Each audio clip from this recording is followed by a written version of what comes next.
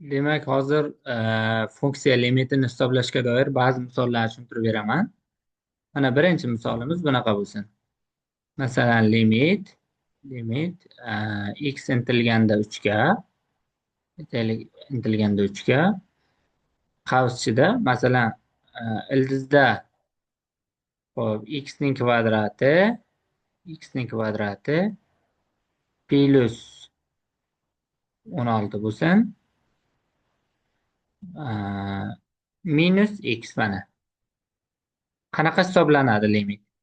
Birinchidan, demak, x 3 ga intilganda mana bu funksiya qanaqa songa intilishini topish uchun birinchi o'sha 3 sonini x larni o'rniga qo'yib chiqamiz.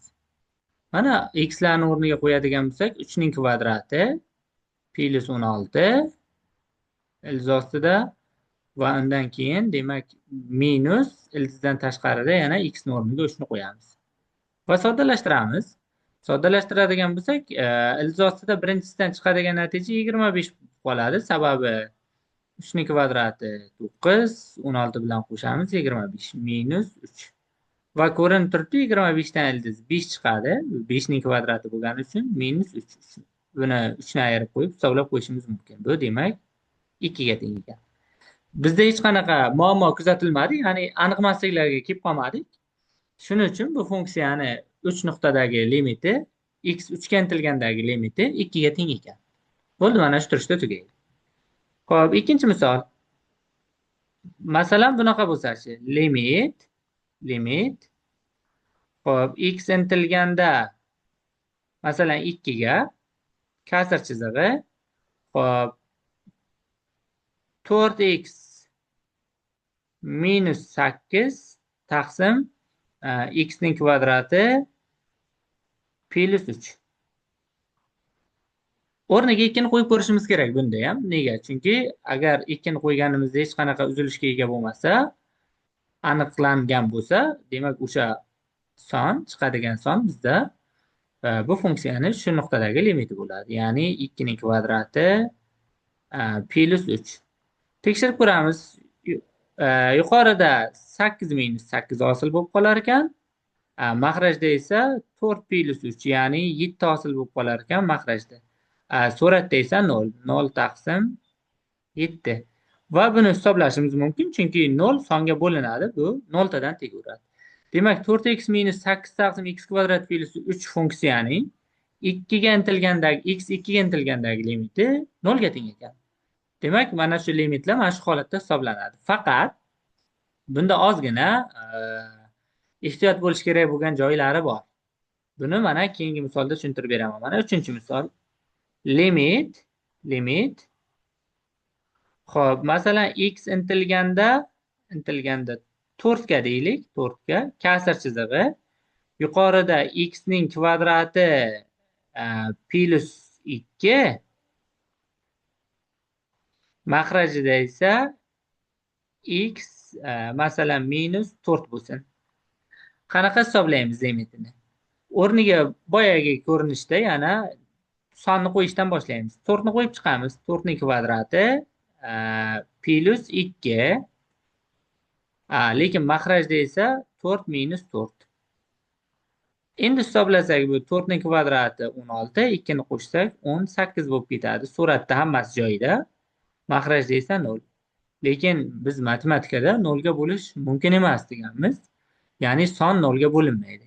Lekin bu yerda gap aniq 0 degan son haqida ketmayapti. Chunki biz boshida yozilgan edi, x 4 ga intilganda, 4 ga teng bo'lganda emas. 4 ga intilyapti. Demak, 4 ga intilsa, oxirida chiqqan mahrajdagi 0 soni ham aynan 0 ni o'zi emas, u 0 ga intiladigan son deb tushunamiz. Va intilish ma'nosida, limit ma'nosida yozilgani uchun buni qavsga olib qo'yamiz. Va biz tekshirib ko'rishimiz mumkin, 0 ni o'rniga qanchalik kichik 0 ga yaqin sonlar beraversak, 18 ni o'sha songa bo'laversak, bizda bunda shuncha cheksiz katta sonlar hosil bo'laveradi. Shuning uchun son taqsim 0 ko'rinishidagi limitlar bu cheksizlikka intilib ketadi. Sababi 0 aynan 0 ni o'zi deb tushunilmaydi va 0 ga yaqin sonlar deb tushunilgani uchun. Xo'p, bu demak 3-misol edi. Xo'p, endi keyin yana bitta misol tushuntirib beraman. Yana bitta misol. Buni faqat boshqa bet ochib tushuntirib beraman. Mana bu 4-chi misol bo'lsin. 4-chi misol quyidagicha bo'lsin. Masalan, limit xo'p, x intilganda 2 ga kasr chizig'i yuqorida x ning kvadrati minus 3x plus 2 bo'lsin. Makrajda esa 4 minus x ning kvadrati bo'lsin. 4 minus x ning kvadrati. Buni endi ikki nuqtadagi limitini hisoblab ko'raylik. Birinchidan qiladigan ishimiz ikki nuqtani olib borib qo'yadigan bo'lsak, suratiga olib borib qo'ysak, 2 ning kvadrati 4, 2 ni 3 ko'paytirsa 6, 4 dan 6 ni ayirsa minus 2, plus 2 bilan 0 bo'lib qoladi. Lekin faqat surati 0 bo'ldi degani butunlay hammasi 0 chiqadi degani emas. Endi makrajiga e'tibor beramiz. Makrajda 2 ning kvadrati 4, 4 dan 4 ni ayirsak, bu ham bizdan 0 ga teng ekan. Va aynan 0 taqsim 0 ko'rinishidagi aniq emasliklarni bajarish uchun odatda kasrlar soddalashtiriladi. Ya'ni bu kasrni qanaqa soddalashtiramiz desa, bu kasrni suratini ham, makrajini ham ko'paytuvchilarga ajratishimiz mumkin. X intilganda 2 ga turadi. Kasr chizig'ini chizib qo'yamiz. Xo'p, ko'paytuvchilarga ajratishni deyarli hamma biladi. Shuning uchun men bittalab Vit yoki Vit teoremasidan yoki boshqa narsalardan foydalanishimni aytib o'tirmayman. Yuqoridagilarni ildizi 2 bilan 1 sonlari. Shuning uchun yuqoridagi ko'paytuvchi ajralsa, x minus 2, x minus 1 ko'rinishda ko'paytuvchilarga ajraladi. Buni hamma bilish kerak. X minus 1. Chunki ildizlari qanaqadir ikkita son bo'lsa, x minus 1-chi ildiz, x minus 2-chi ildiz yoziladi ikkinchi qavsda. Va makraji a kvadrat minus b kvadrat ko'rinishda turibdi. Chunki 2 ning kvadrati minus x ning kvadrati. Shuning uchun buni 2 minus x va 2 plus x ko'rinishda yozishimiz mumkin. 2 plus x. Chunki a kvadrat minus b kvadrat bu a minus b ko'paytirilgan a plus b ga tengaydi. Endi e'tibor bersak, surati bilan makrajda ozgina o'xshashlik joylari bor, faqatgina bizda nima yetishmaydi? X intilganda 2 ga. Bitta o'rni almashib qolgan.